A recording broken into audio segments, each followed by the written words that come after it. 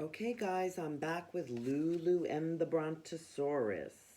And remember, we finished with chapter 6, and Lulu left her parents and was going through the forest, trudging through the forest, and she was running into all these animals. First the snake, who she squeezed until he let her go, and then the tiger, who was annoyed with her singing too, and she bonked him on the head with her suitcase. Chapter 7. As the afternoon turned into late afternoon, and then into early evening, Lulu trudged even deeper into the forest. When she felt hungry, she opened her suitcase and took out a pickle sandwich. When she felt cold, she took out a sweater and socks. And when it got buggy, she opened her suitcase and took out some bug spray and sprayed. She was feeling a little tired, but she kept trudging and swinging her suitcase and singing her song. I'm gonna get a Brontosaurus for a pet. I'm gonna get a Brontosaurus for a pet.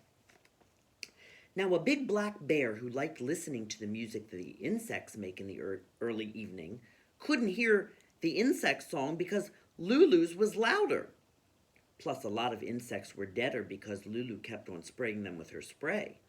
This made him mad, and then madder, and then madder than that. And he growled a thunderous growl, and he lumbered heavily down the forest path and stood on his two hind legs in front of Lulu. And waving a big clawy claw in her face, he said, "You're interrupting my favorite program." Please don't give me an argument. In my stories, bears are allowed to have favorite programs. So I'm going to scratch you to pieces with my claws.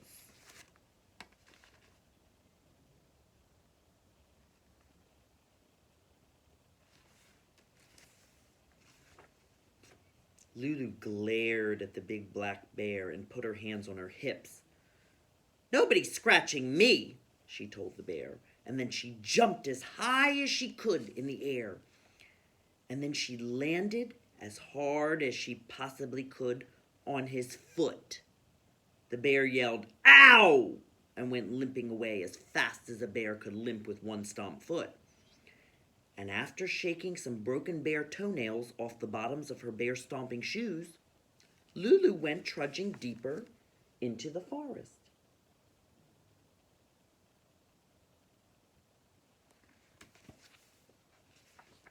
Chapter 8. Lulu was now in the deepest, darkest, quietest part of the forest. It was getting quite late, and she was getting quite tired. She took her sleeping bag out of her suitcase, spread it on the ground, and lay down to sleep.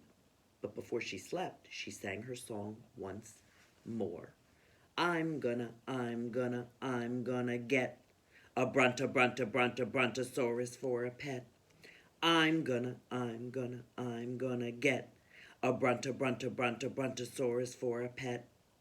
Actually, she never even got to sing the last line because before she could get to it, she was sleeping.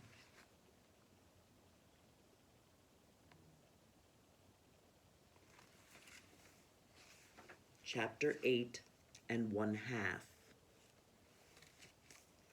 At dawn, Lulu woke to the sound of birds calling to one another, and the dusky, musky smell of the forest floor, and the feel of a gentle late summer breeze blowing across her face, and the taste, because she hadn't bothered to brush her teeth before bedtime, of yesterday's pickle sandwich.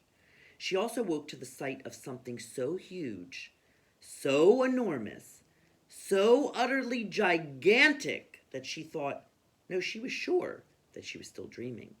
It looked like a mountain, except this mountain had legs, a very long neck, and a very small head. It was, as I'm sure you've already figured out, the Brontosaurus that Lulu had been searching for.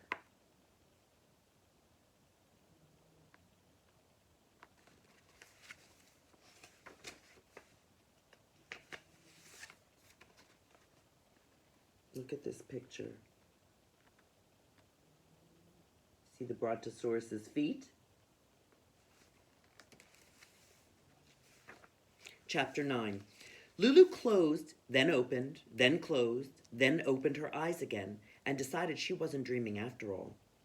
She quickly climbed out of her sleeping bag and announced to the Brontosaurus, "It's my birthday today, and just in time I found you."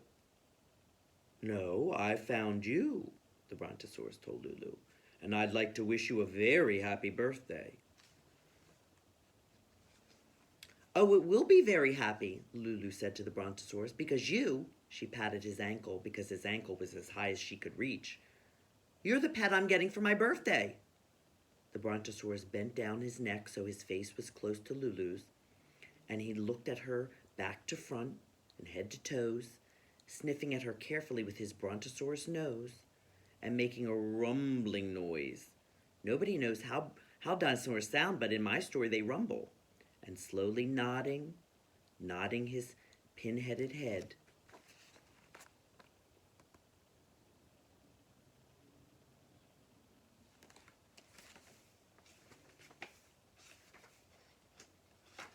"A pet," he said to Lulu after he'd nodded for a while, "is a very good thing."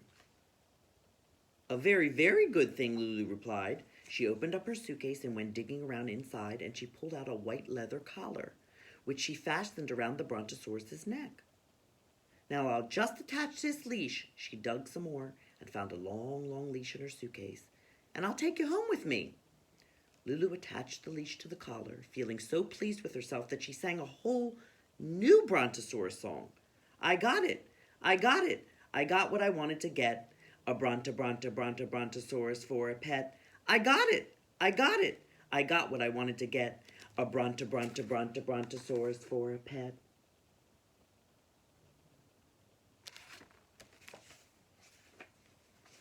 She would have kept feeling pleased with herself. Except now the Brontosaurus was shaking his head. And now in his rumbling voice he was saying no. He was saying no and shaking his head till the collar and the leash flew off. "No," he said, "I don't wish to be your pet." Lulu, remember, hated hearing no. She really, really hated hearing no. So she screeched till all the birds fled from the trees. And then she threw herself down on the forest floor and she kicked her heels and she waved her arms.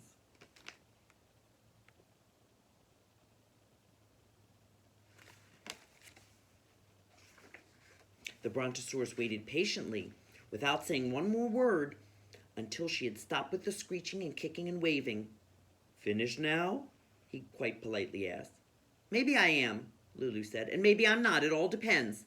And here she took a finger right in the Brontosaurus's face. This girl was a pain, but she wasn't a scaredy cat. "It all depends on whether you stop saying no and start saying yes to being my pet."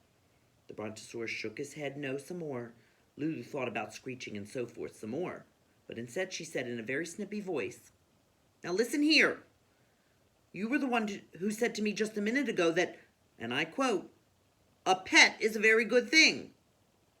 "That's what I said," the Brontosaurus admitted. "So what," Lulu asked, "is your problem, Mr. B?" "No problem," he answered. "Just a misunderstanding.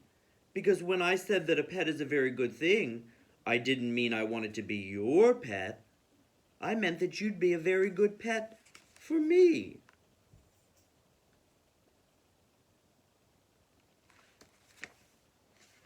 And that's the end of chapter 9. And we will stop there for today. I'll see you next time for chapter 10.